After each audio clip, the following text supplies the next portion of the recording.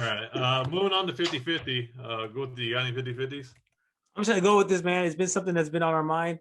And speaking of mind and mental health, Simone Biles, stepped down right before her big event, told her team she wasn't gonna do it. What are your thoughts on that, man? I mean, I can't judge somebody because I've never been in that place. So if she didn't feel she was confident to get things done that was best for her team, what I've heard from other people, especially in gymnastics, you're doing all these spins, you're doing all these things. You really have to be confident about it. You know what I mean? It's You dangerous, can't yeah. be making these moves, these tosses, and having your body contort in all these ways and not feel confident you're going to land because that's potentially super dangerous. You know what I mean? Just you could land on your neck, you could do this. So yeah, and you even have people try and compare like, oh, what if Jordan left doing this, that. Jordan retired twice for the record. He retired twice. He didn't retire after like in the middle of the playoffs, but he's retired twice. And the first time, if you remember the documentary, he said he was thinking about retiring a year before. You know what I mean? So Yeah. Yeah, I think we just didn't use the word mental health before, like the term before. yeah, I think people just use it something else, but definitely they're taking on this role of like all the lights on them, and I saw a meme that said, people were upset that they had nothing to they're upset that she didn't win, so they couldn't talk shit about her. So, let's be real. Like, it's not like people are going to be celebrating it. A lot of people there's haters on both sides, but yeah, I mean, hey, if you don't feel like you could do it, then, we're going to see that more and more now. U.S. Olympics, the U.S. Olympic program has some major problems, some major flaws, especially in gymnastics. Especially in gymnastics when we talk about all these things. So there's so much that these athletes go through, and at such a young age, where Simone Biles is kind of almost old for her sport. You know what I mean? She's an OG for her sport. I know. I swear, I feel like she's been there forever. I'm like, damn, when is she gonna stop? And when you look at some in general, yeah, it's true. When you look at what the average age of that kind of sport is, but she has all these Olympic medals, all these world championships, and she's had to go through this program that's terribly ran, that's shady as hell, and that hides all these things that's a whole episode you can go through. Yeah. So for that's her, that's for a 30-30 though. That's for a 30-30. Yeah, exactly. All right, man. What you got? Yeah, I'm good with that. So I'm good with Simone Biles. So my 50-50,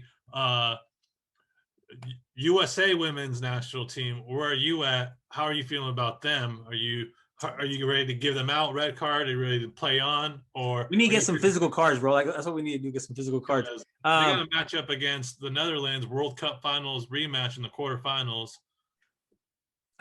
I think people have criticized it before. I've heard it on different podcasts. They shouldn't have called these same players.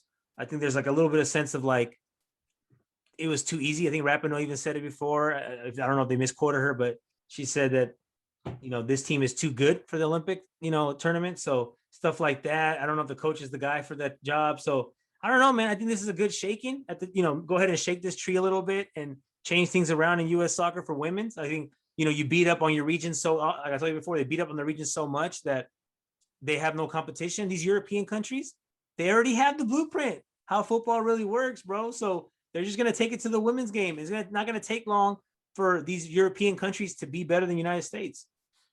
Yeah, I think, I've never liked the idea of like, oh, this is revenge, because even if you win, you're not getting back what you lost. You know what I mean? So, this can be a sign of revenge for the Netherlands maybe, but it's not revenge because they're not going to give you that World Cup title back. You're not winning the medal that you lost there. So, but it's a great opportunity for the Netherlands. I think if US wins that, I think they do beat Brazil, and I think they're in the gold medal game. I think the Netherlands one is the winner of that one goes to the gold medal. Okay. But I think it's I find it funny to list whenever there's a result that isn't a win for the women's national team, because a lot of their fans are complaining about having to wake up and watch them. It's like, yeah, welcome to the club, baby.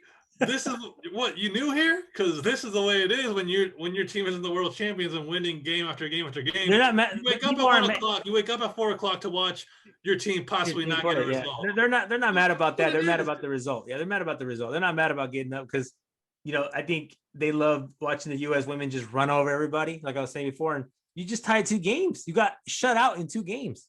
So No, and obviously you held a shutout, but you're supposed to be the world champions and 4-time world champions, whatever they are, and we know these big household names they have. Like, there's really no excuses right now at this point. Yeah, So we'll see. it gives them the way the women's game's kind of set up. You got the World Cup in odd year, the year after the men's World Cup, and then you got the Olympics usually a year right after. Kind of hard to like start over with that. So I can see how you kind of have to leave this, but I've been a big proponent that the team kind of does kind of have this girl boss, mean girl kind of energy to it with the way that how long the players have been there. So in that regard, you know what I mean? Not the players themselves, but just how long the players have been there. It's all marketing, right? Once these dollars get behind these players, these big names that we know, Alex Morgan, Rapinoe, right? Kristen Press, all these big names, like these sponsors want to see these same people on the field too. So it's not about just like rotating players in and out. So now here's so I think after the Olympics is where there really should be an opportunity to how you change it up from here to 2 years from your World Cup. Are you doing actually something different? Or are you kind of going back to the same thing? Are you going to challenge yourself to change it up, or are you going to go back? So now I think after the Olympics, there's no excuse moving forward, especially if you don't win it, to not change it up and to bring in some. No, it's time. It's time. They have time to change it up. They got 2 years to get ready, right? To 2023. Yes. So this is a learning lesson. Whether they win it or not, they're going to have to change some names around. Yeah, absolutely. So, but where do you think? Okay, so quickly though, where do you think you're at? Because I think if they win, I think they're in the finals for me. But how about you? Yeah, I want to see them in a real competitive game that they have to win. I think the group stage is too comfortable. So like you said, I think you kind of hit on the head. If Netherlands could win that game, they're going to win the whole thing. If US can win that game, then they're just going to pick up some steam and kind of say, ladies, we're used to winning. Let's do this. So I think this is a big game for them, huge game for them. Yeah, because Canada, Brazil. I mean, Brazil's been there, a namesake, but I think USA too much for them, and I think they have Canada's number too. What about the Sweden advance? Yeah, Sweden, Japan, and Australia and Great Britain is the other side of the bracket. Yeah, the other side of the bracket is no easy route. So we'll see. Yeah. All right. So we'll see, ladies.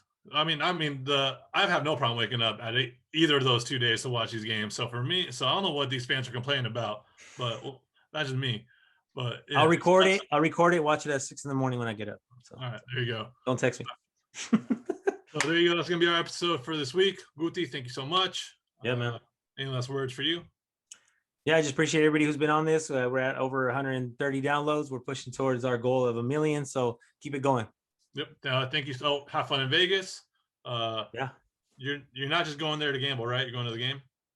I'm gambling by going to the game because I'm expecting my team to be there. So that's the gamble. That's true. I have a ticket, flight, and hotel without my team being there. So let's see how that goes. There you go. Yeah, Mexico. All right, man. Later. Everybody, thank you. We love you. Hug your loved ones. Thank you, Guti. That does it for us for Football Theory. Thank you, everybody. Out.